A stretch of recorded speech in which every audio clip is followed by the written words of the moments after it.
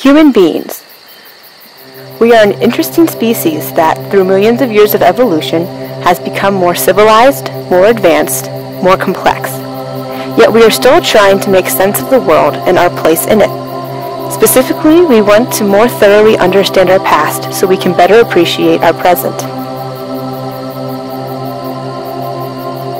When it comes to our history, what part of our core is responsible for actions like using tools, building shelters, or collecting food? Some say it was our intellect that helped us to create plans, make designs, and set goals to drive the development of our species. Yet others believe that it all was simply the result of our intuition. This topic can be easily blurred, making it challenging to navigate and comprehend. Because of the difficulties it may present, it is wise to approach it from many different perspectives. For this reason, I have included the thoughts of a variety of college students in hopes of introducing new ideas beyond my own. After all, the study of culture is all about opening your eyes to different opinions and new insight. So, as we begin to explore these topics, we focus on the following question. What did play the most important role in getting us to where we are today? Our nature or our culture? Our intelligence or our instincts?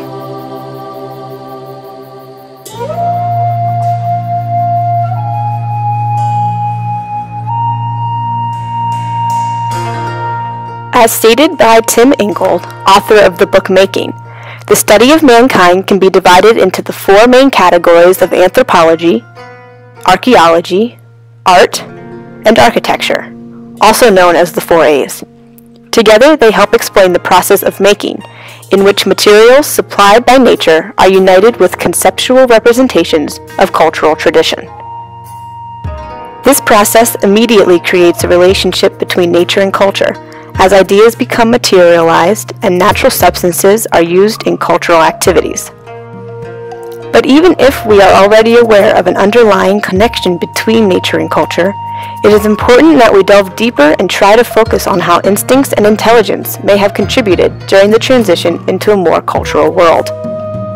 According to the students that were surveyed, intelligence can be understood as the measurement of learning or understanding, while instinct is related to natural behaviors, responses, and decisions. Intelligence, or intellect, was unanimously associated with culture, and instinct was linked to nature.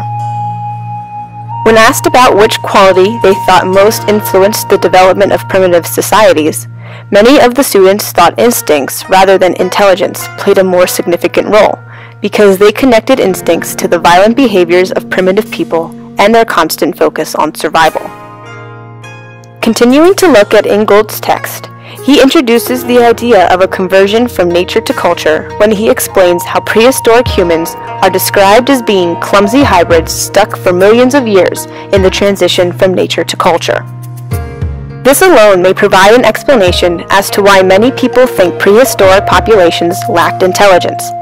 If they are portrayed as being inept rather than the powerful and skilled creatures that they surely were, then of course the public is going to adopt those ideas as well.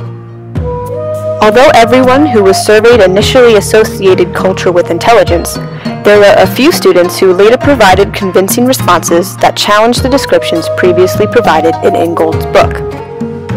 For example, one student made the point that because of the instincts of our human nature, we can more clearly see right from wrong, and we can create new ideas that may lead to cultural customs.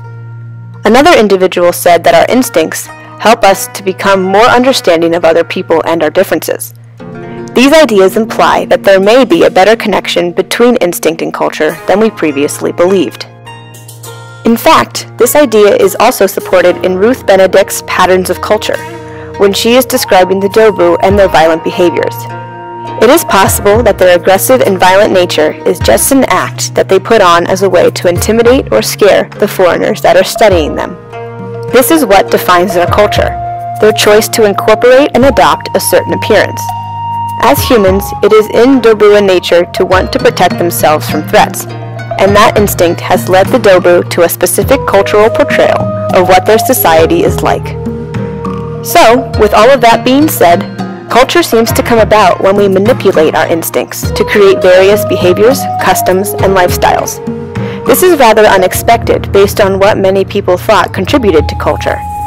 Maybe instincts are the primary initiators in the development of culture. Let's now transition into an evaluation of Laura Bohannon's ethnography, Return to Laughter. As she was living among the West African tribe, Bohannon explains that the shape my life was beginning to take was not altogether my choice.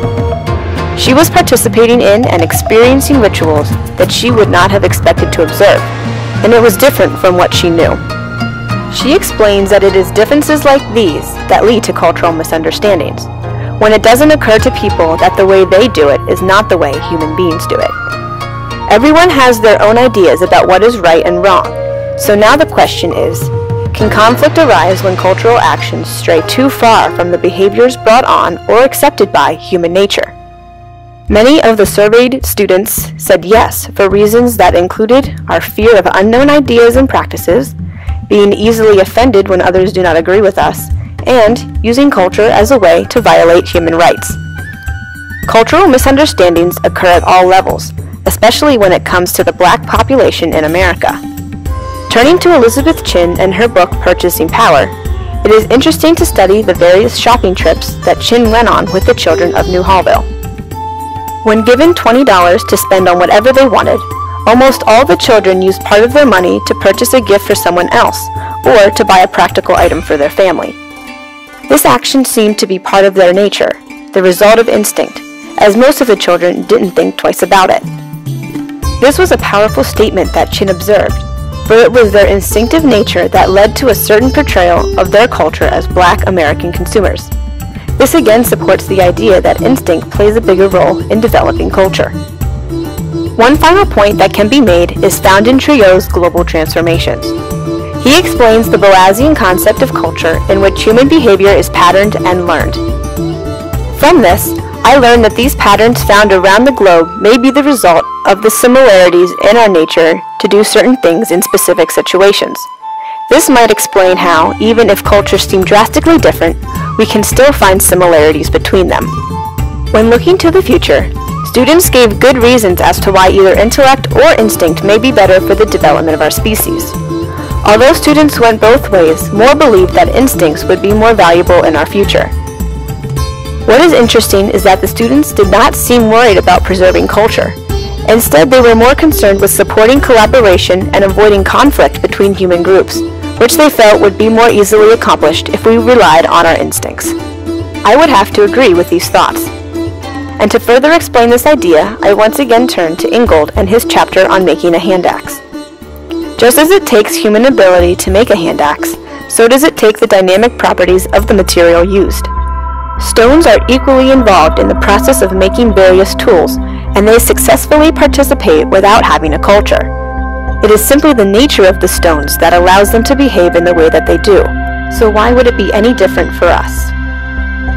As Ingold stated, metabolized and decomposed by the process of life, materials drawn from the earth are eventually returned to it, fueling further growth. All that once was nature will return to the environment. Culture cannot win over nature, for nature is more powerful than anything mankind could create. Therefore, nature, and the instincts associated with it, will be studied into the future. Culture can change as we choose to shape it through our actions, and as we grow and live, culture can become one with our nature. They may eventually reach equilibrium where neither has dominance, but rather equally influence our thoughts, beliefs, and behaviors. It is only a matter of time until we all observe this balance.